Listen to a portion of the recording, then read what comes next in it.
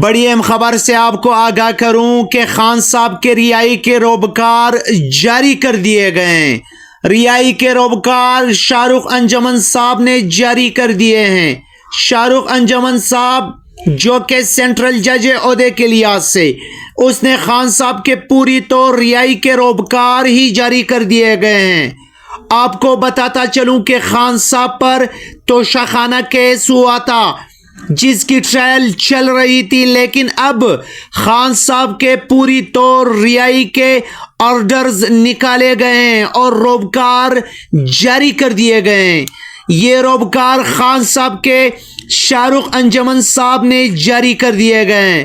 شاہ رخ انجمن صاحب جو کہ سینٹرل جج ہے عہدے کے لحاظ سے اس نے خان صاحب کے پوری طور رہائی کے حکم جاری کر دیے گئے ہیں اور آرڈرز بھی جاری کر دیے گئے ہیں۔